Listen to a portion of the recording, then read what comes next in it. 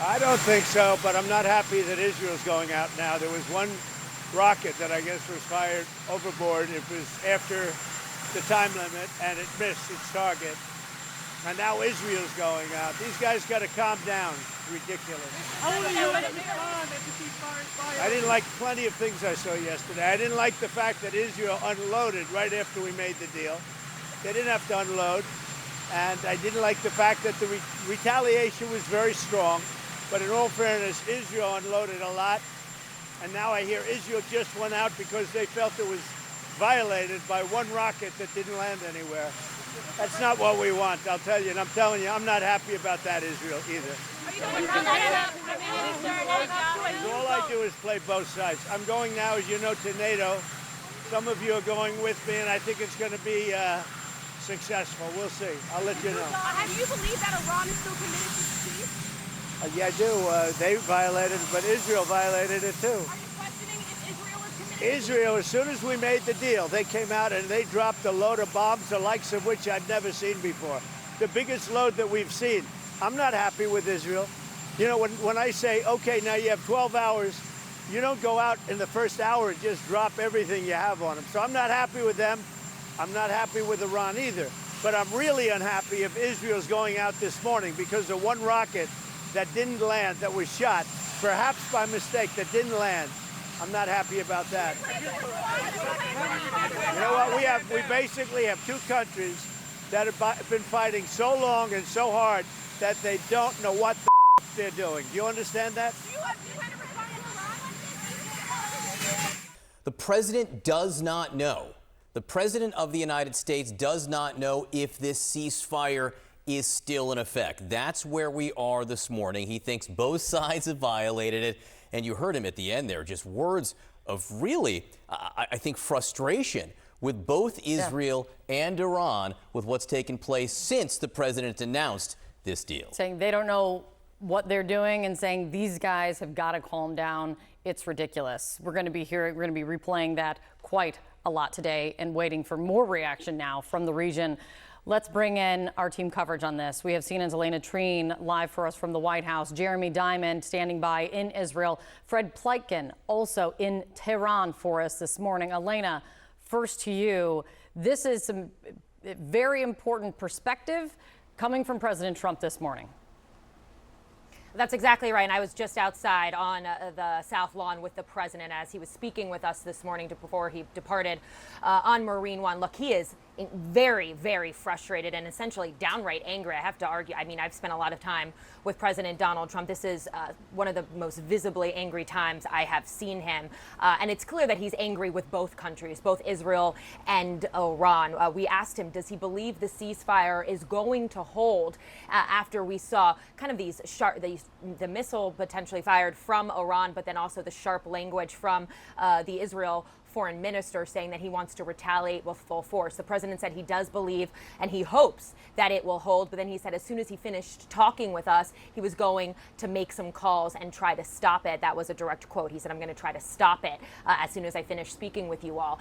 But what he seemed to be very angry with as well is really Israel. I mean, he often tries to use, much more positive, optimistic language, favorable language when it comes to Israel, recognizing that they are one of the United States' strongest allies. But it is clear that he is very unhappy with how they have been acting in light of the news of this ceasefire. He said that perhaps Iran fired a stray missile, that maybe it didn't land, and he doesn't like that Israel was saying that they plan to retaliate with full force. And then he does something, he does like to curse. We know this president has done it multiple times, I know on the campaign trail over the past year or so, but he cursed again, and it was his parting language to us. He said, he was asked, do you think Israel wants peace? And he said these two countries have been fighting for so long together that they, quote, don't know what the F they're doing.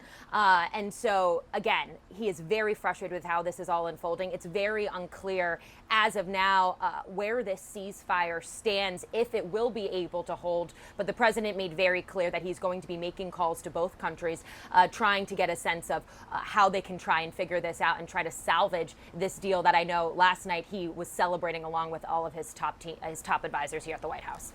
Yeah, I mean, it can't not be overstated how much things have changed yet again in just a matter of hours with regard to this. And as you said, the president said as soon as he moved away from reporters and got on Marine One, he was going to start making calls. So a lot more to come. Elena Trian at the White House. Thank you so much, Elena. Stay close. And just remember how we got to this place. The president announced a ceasefire had been brokered between Israel and Iran. Then as soon as the announcement was made, as the president said, Israel increased its attacks on Tehran. A lot of attacks overnight. Tehran firing back at Israel, some killed in Israel. And then after the deadline expired, another exchange there. Let's get to CNN's Jeremy Diamond in Israel. Jeremy, give us the latest from the Israeli perspective.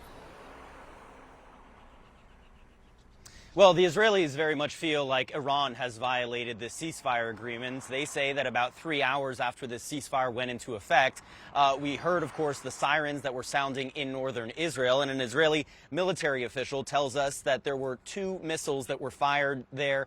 Both, they say, were intercepted. We heard President Trump talking about a single rocket that he argued was being fired at northern Israel. But that is where the Israelis are accusing Iran of having violated this agreement, and also now vowing to strike back at Iran in response for that ceasefire violation.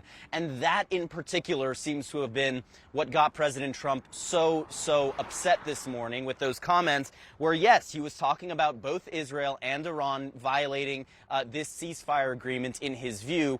But there's no question that the brunt of his anger there was indeed being directed at the Israeli government, and it very much sounded like he planned to get on the phone to the Israeli prime minister to try and stop Israel from striking back at Iran. We haven't gotten reports yet that those strikes have taken place, but we have heard from the Israeli defense minister as well as the chief of staff of the Israeli military, who both vowed that there would be firm strikes in Iran in response for those missiles that the Israeli officials say were fired at northern Israel. But then there's also this issue of what happened in the hours before the ceasefire. Yes, Israel was striking in Tehran very hard in the hours after President Trump announced the ceasefire, before it actually went into effect. But we also saw a very heavy barrage of more than 20 missiles, ballistic missiles, being fired by the Iranians, setting off sirens for about 2 hours straight, one after the other in all parts of Israel. And of course, the deadliest impact happening in the southern city of Beersheba, very close to our location right now. At least 4 people were killed in that strike. More than 20 others were injured. Of course, the tragedy of it all, the fact that this happened less than an hour before that ceasefire actually went into effect. The final victims of this conflict, at least here in Israel, were claimed. John, Kate. All right, Jeremy Diamond for us in Israel as this continues to develop. Thank you, Jeremy. And on that exact point, let's get to Fred Pleitgen in Tehran for what is the perspective from there this morning, Fred?